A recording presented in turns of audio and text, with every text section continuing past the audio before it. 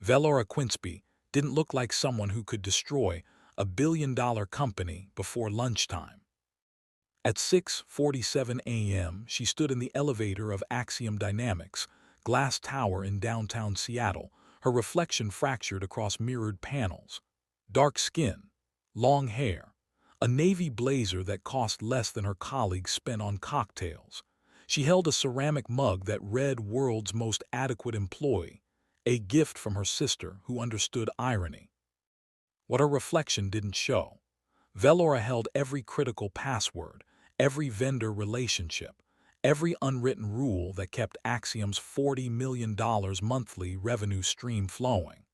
She was the senior integration specialist, a deliberately vague title that masked the truth. She was the connective tissue between 17 departments that would rather die than talk to each other. The elevator doors opened to the executive floor. She wasn't supposed to be there. Velora. The voice belonged to Trevor Ashcroft, Axiom's chief operations officer, emerging from the corner office with a golf club in hand. At 52, Trevor had the confidence of a man who'd never been told no by anyone who mattered. "This is unexpected. Executive strategy session today. Confidential." "I know," Velora said calmly, stepping out. "I'm here because your confidential session relies on the Q4 integration data. The data currently locked in a system only I can access because it restructured the permissions last month." Trevor's jaw tightened.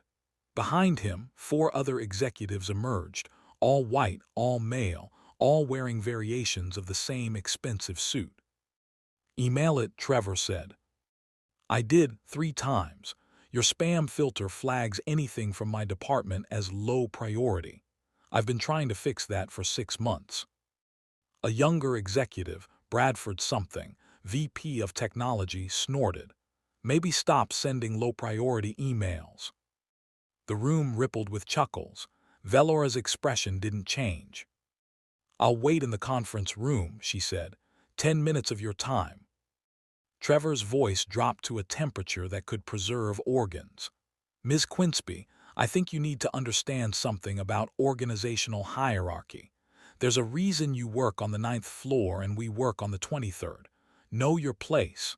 We'll get the data when we need it through proper channels." Silence filled the space like concrete. Velora looked at him for exactly 3 seconds. Then she smiled, not with warmth, but with the precision of a surgeon selecting a scalpel. "Mr. Ashcroft," she said quietly, "I know my place better than you know yours." She turned, walked back to the elevator, and descended to the 9th floor. By 9:15 a.m., her desk was empty. Her resignation letter sat in HR's inbox. Her badge lay centered on her mouse pad like an artifact. By noon, Axiom Dynamics would understand exactly what knowing your place actually meant. 9:47 a.m. Gretchen Park, Axiom's director of client relations, was the first to notice something wrong. The quarterly report she'd requested wasn't generating. The system kept looping, requesting authentication from someone named V.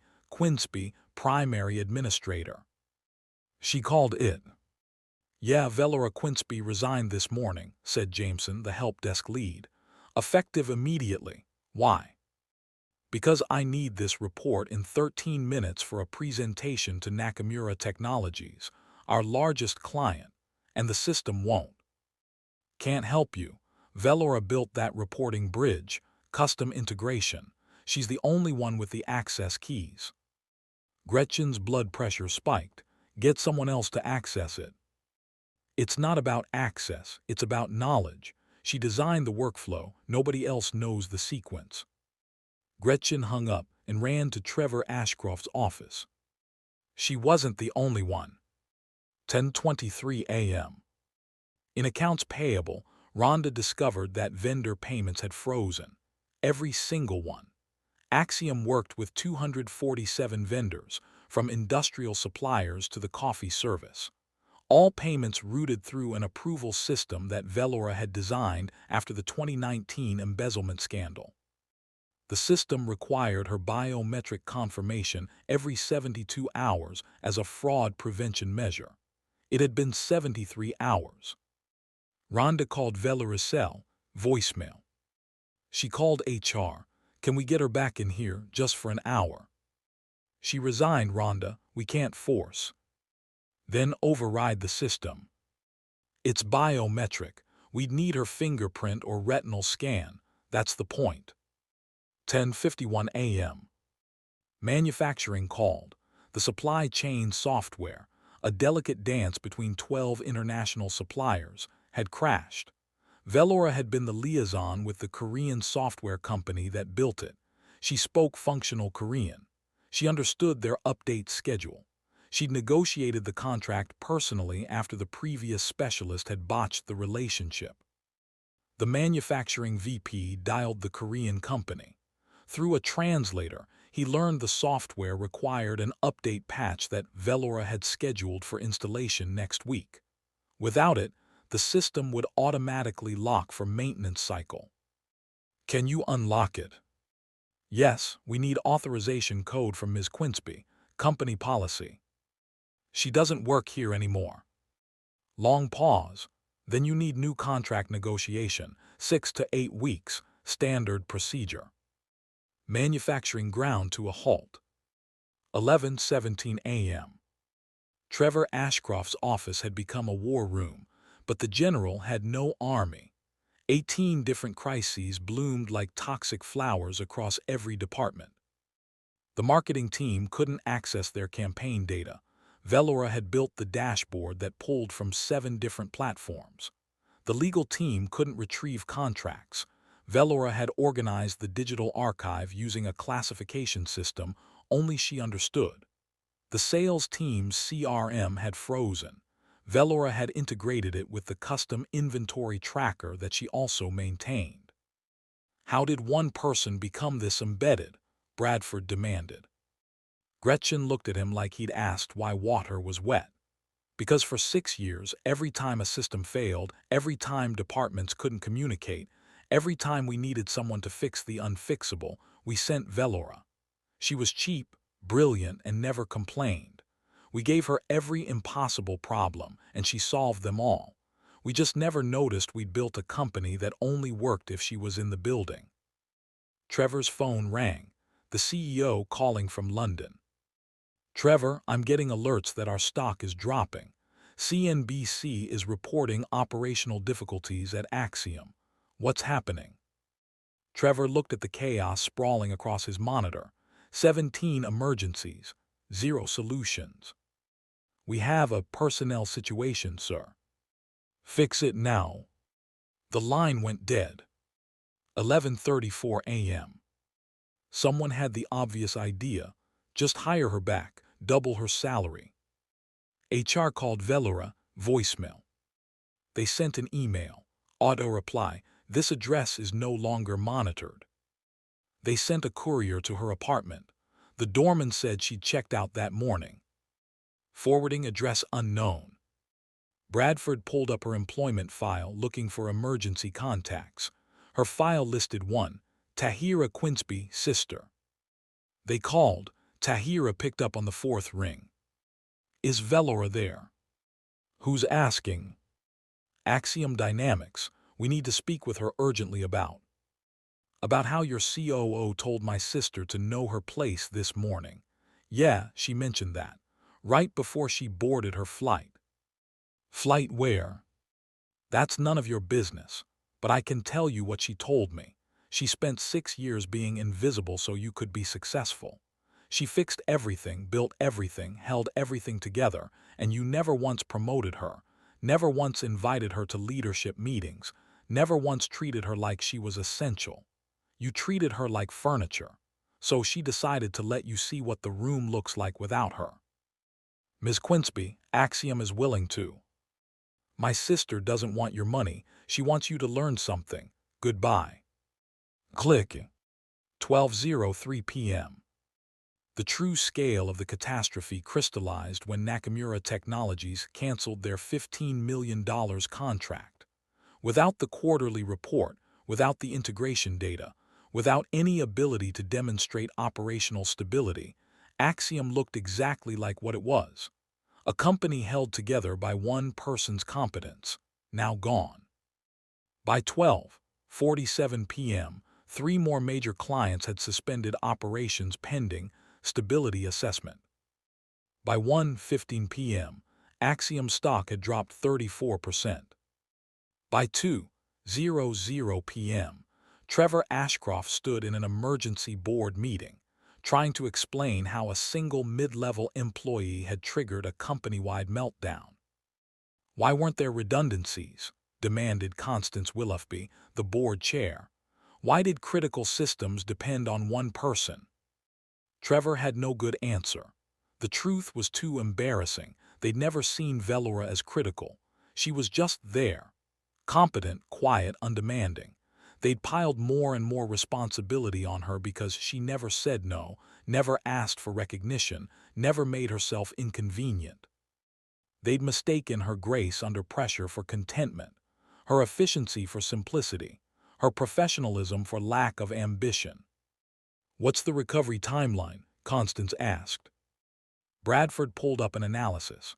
Best case, with external consultants, system reconstruction, vendor renegotiation, and assuming no further client losses, 6 months to full operational capacity.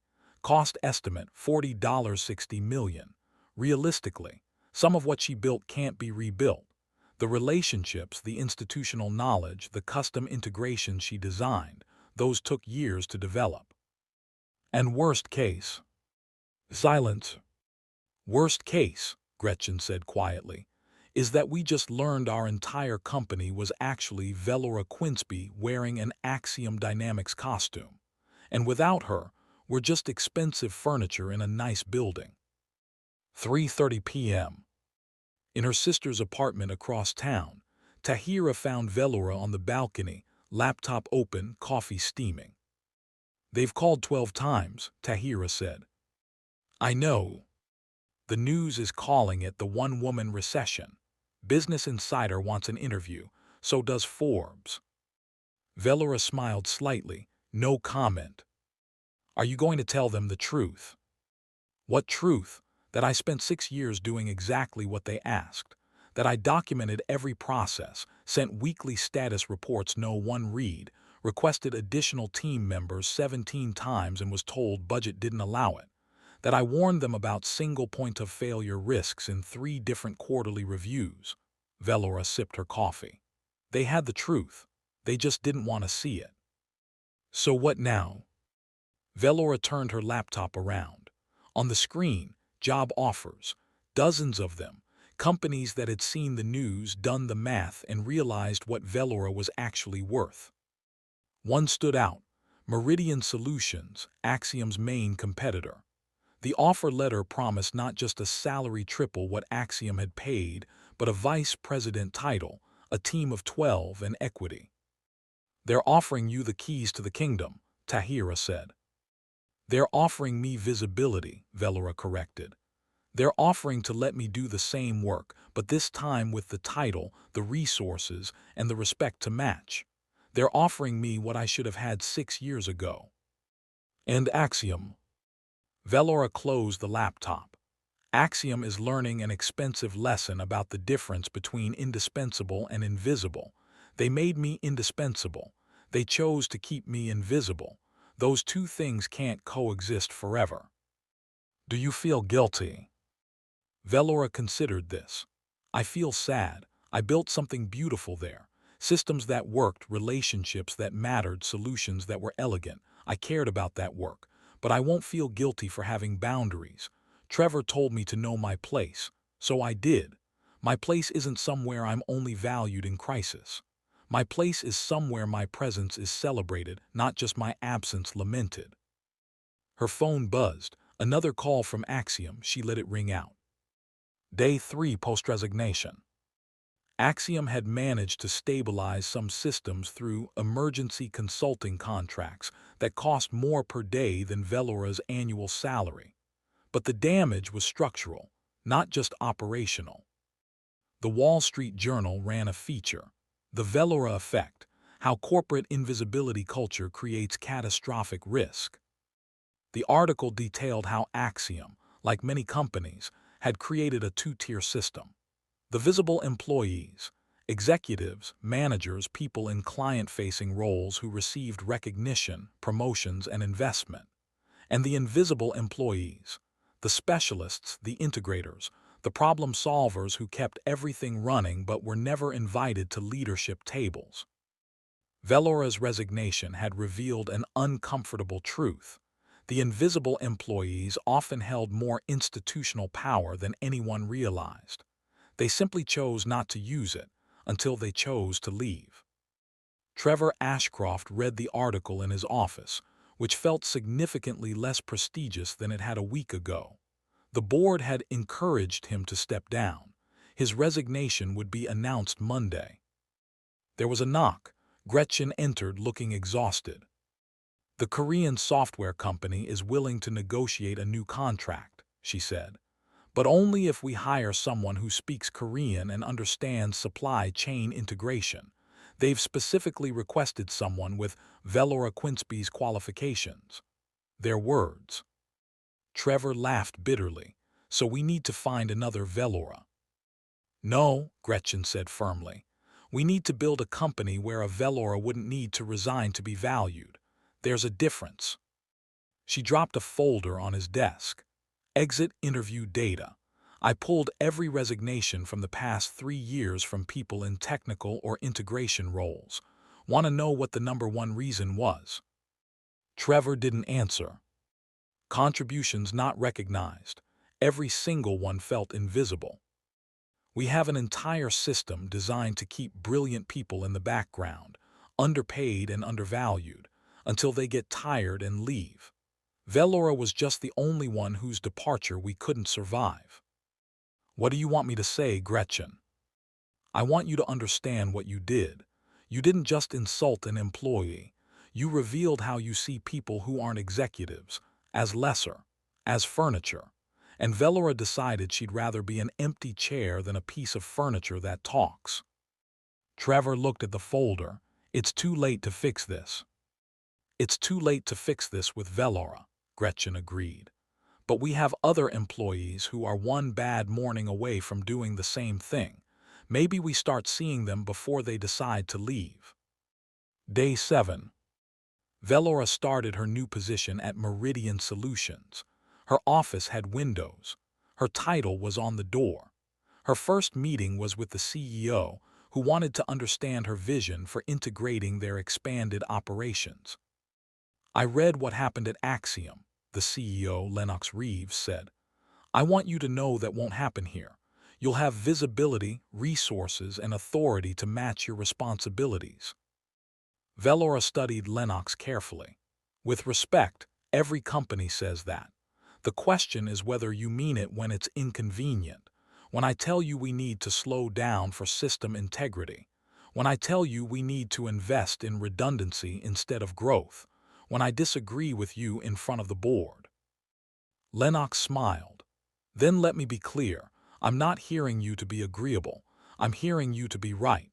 And if I ever tell you to know your place, I expect you to remind me that your place is as a senior leader whose expertise I'm paying for. And if I need to resign, then I hope you'll tell me why first so I can fix it. But if you need to leave, you'll leave with equity, references, and respect. Not as furniture, but as a professional who deserved better." Velora extended her hand. "Then let's build something better."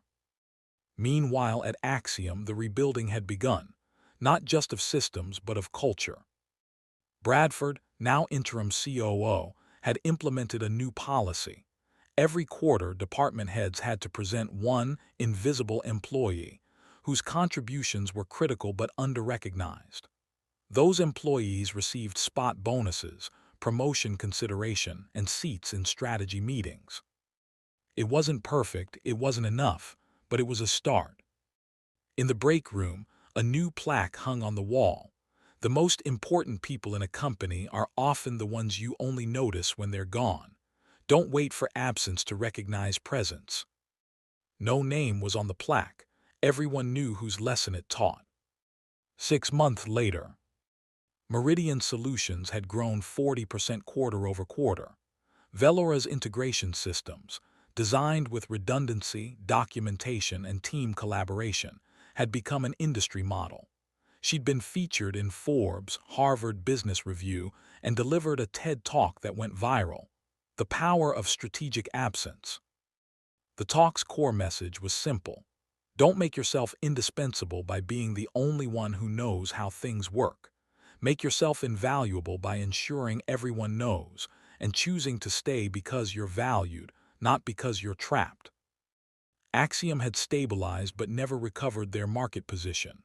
The scandal had cost them talent, clients, and credibility. They still existed, but smaller, humbler, forever marked by the lesson they'd learned too late. On a Thursday afternoon, Velora received an unexpected email.